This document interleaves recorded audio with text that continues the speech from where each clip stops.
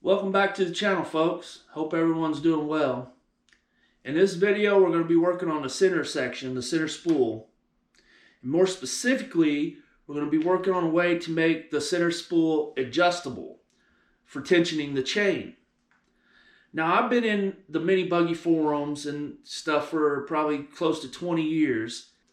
And one of the biggest hurdles that people seem to come across is how to create a center spool for your independent rear suspension. But then to complicate it even further is how do you make that adjustable? Now, I've come up with an idea that I think could probably work for almost any build. And I don't know if this has been done before, but let me show you what I've come up with.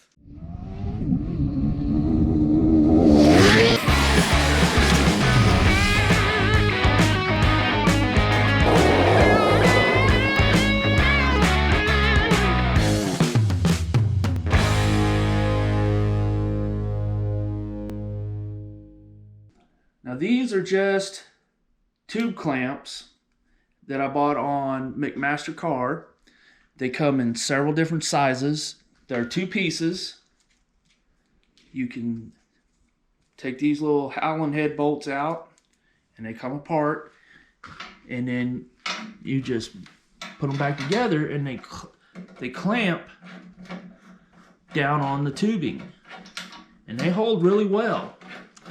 If you've watched my AR-51 videos, you may not know this, but 4 of the 6 motor mounts are tube clamps just like this. And that buggy's been on its lid, so that's how well these collars hold. And we got this piece of flat steel here. I'm going to weld these collars on all 4 corners of this piece of flat steel. And I made these saddles out of the same material, and they're going to go in here somewhere. And I'm going to weld these down to this piece of flat steel, and then my spool so will set in those saddles like so, and then somewhere here, I don't know exactly where it's going to be, but we'll weld another piece and drill a hole in it, and we'll have a bolt going, a long bolt coming from back here so that we can adjust the chain tension forwards and backwards here with this. I want to do a little math here and make sure everything's centered.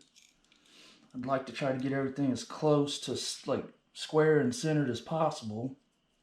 So this is 7.5. 2.75, yep, that's where we're at. Okay, so 2.75. Scribe a line, that's the center line.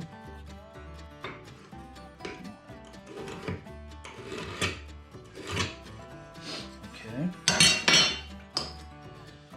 And then we want to center this on this so we can see exactly how long it is. And that's 6 1/4.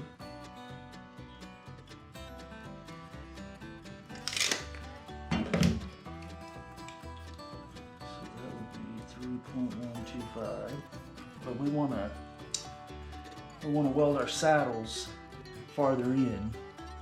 We don't want to weld them right on the ends. So we're going to subtract the depth of our bearings, 3.125 minus 0.525. It's 2.6. So we want to go 2.6 out from the center of our piece here. We'll scribe a line there, and that's where we weld our saddles.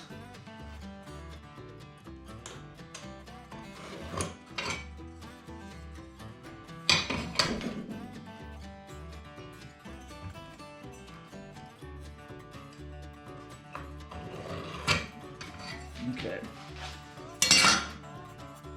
I like using these carbide scribes for making marks because they make real fine marks. rather than a Sharpie or a pencil that will rub off. And it's a little bit more precise.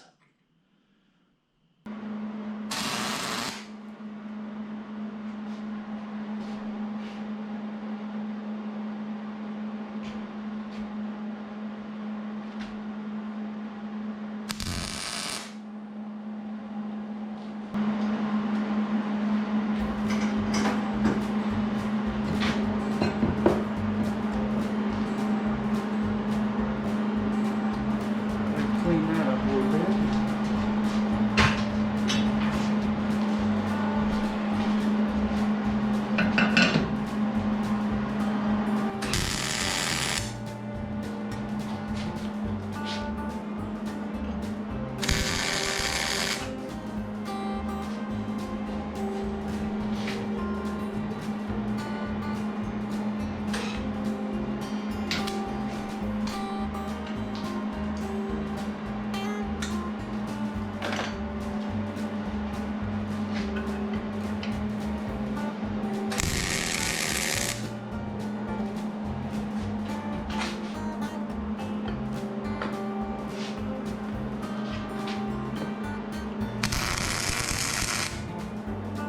It actually works. I mean, we don't need much. We only need about 1.5 inches at the most, I think. Just need to slide it a little bit to get the chain loose.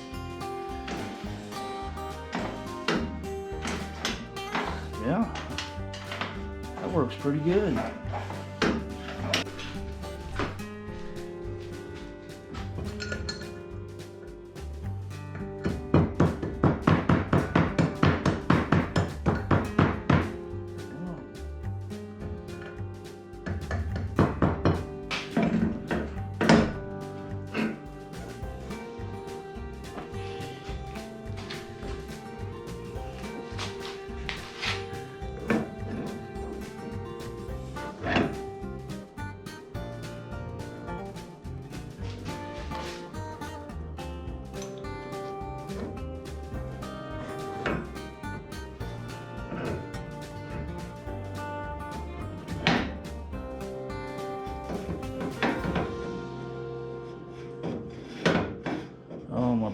My nuts, my bolt heads are hitting. I'm gonna have to turn these around. I've got these nuts with these lock washers on here, and they're hitting right here. Just barely hitting. So if I turn them around, put the bolt heads on this side, I should be okay. I turn these two bolts around and it works perfectly. It clears everything perfect.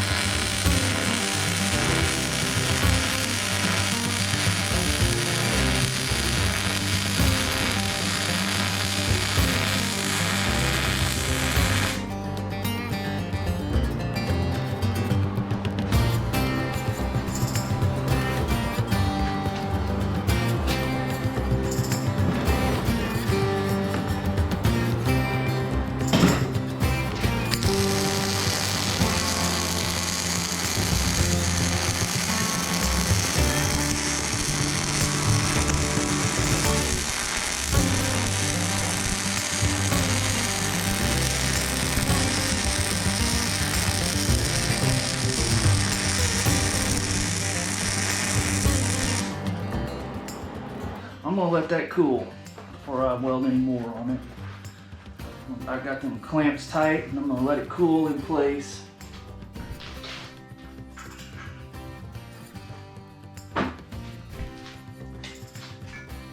Then we're gonna put this on there,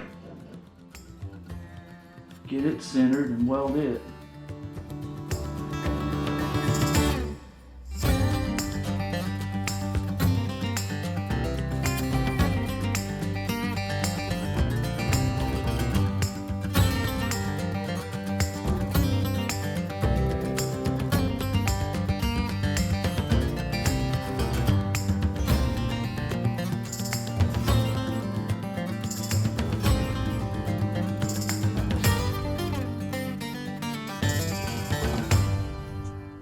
Well, there we have it, folks.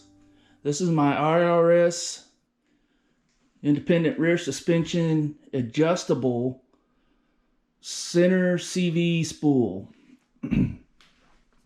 So we've got these Type 1 CV axles right here. And this is the same, they have the same bolt pattern I drilled here in this hub of this, or the face of this sprocket. And then I'll have the same one over here for this brake disc. So my CVs bolt here. Well, I'll have to do some work. And then it slides forwards and backwards. I mean, it can slide as far as I want. This piece is just in here to hold things together until I get all this done. And the plan right now is to weld a piece across here and drill a hole in it and put this bolt through it, and then that'll give me my, I'll be able to draw this bolt down to pull this back. And it's gonna have about 1 inch to 1.5 inches of travel with this 8-inch bolt. Now I could do more travel with a longer bolt, but I don't think I need more than 1 inch or 1.5 inches. Also, I was gonna mention that if you don't have access to machine tools like a lathe and things like that, you could probably get away with doing something similar to this with pillow block bearings. You just have to have your plate the width of your pillow block bearings. Then you'd have your shaft collars welded to your plate, like I do here. And you just have to make sure that your tubes are parallel to each other, so you don't have any binding in your forward and backwards travel. Well, I think I'm going to end this video on that right there. Even though this is part of the rear drive line, I think that I'm going to make this separate from the rest of it. So in the next video, it'll be all rear drive line. It'll be mounting these CV axles. It'll be mounting the trailing arms and mounting the shocks, getting the shocks in place. And then we'll get the engine in there. Maybe, I don't know if we'll make a separate video on that or not, but hopefully now things are kind of coming together. I got my parts in, my axles, everything's here. I did get new bearings for this because these bearings sound a little chunky. They're making a little noise. I hope y'all enjoyed that, and I'll see you in the next video.